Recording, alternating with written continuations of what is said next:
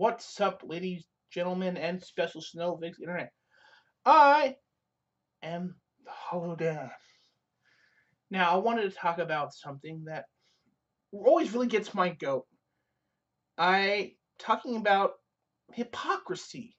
Now, we're all a little hypocritical, but fucking Berkeley has been the most fucking hypocritical thing I've seen in the last few months. Now, for those of you who don't know, Ann Coulter, Miss, well, I don't agree with a lot of her stuff, so I won't go into it.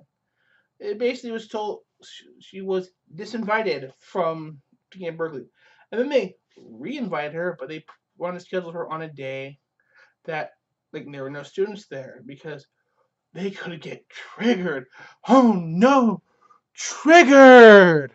You know, that sort of stuff. Now, I think it's utter bullshit because they'll sometimes invite people who are totally fucking nuts from the left, but that's their kind of quality. They are crazy, but they won't let people. I'm like, excuse me, I thought this was Berkeley, the home of free speech, the open expression. It seems really hypocritical that you would basically allow one and not the other.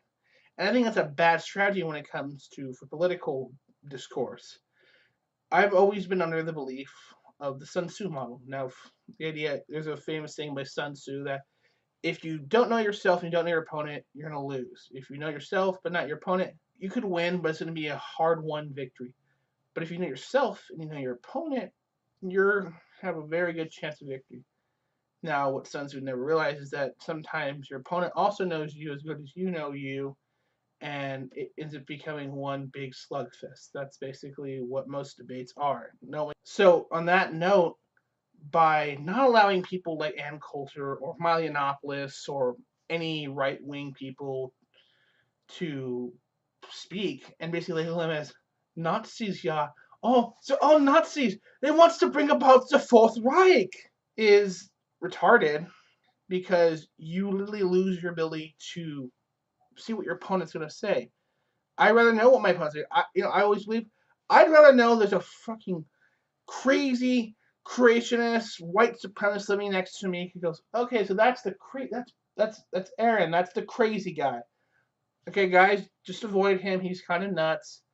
It basically by being open. In fact, the advantage is if people know who the crazies are, they can ridicule them, and they'll be put under public pressure, maybe to not be so out there. In fact, it prevents them from being a martyr because if everyone knows about them. They can't scream, "Oh, I'm being oppressed.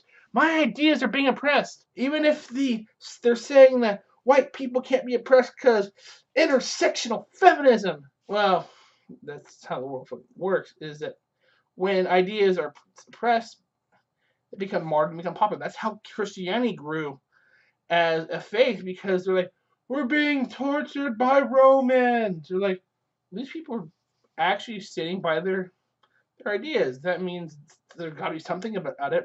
By, again, not letting these people speak, you're martyring their ideas and they get attention.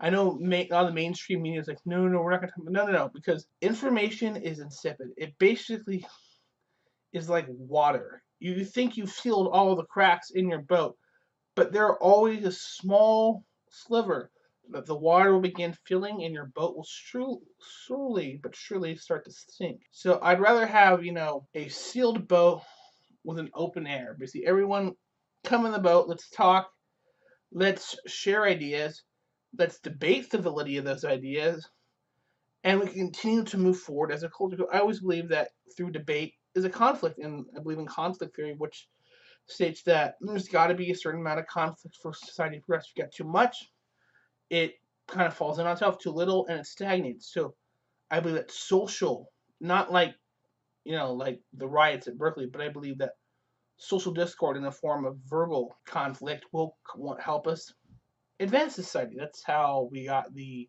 civil rights movement, the abolishment of slavery, women's suffrage. Those things were discussed through maybe shouted sometimes, but openly shared conversation, and that has allowed our society to progress. And on that note, my name is Hollow Dan. If you enjoyed my content, please subscribe and leave a thumbs up. I am signing off.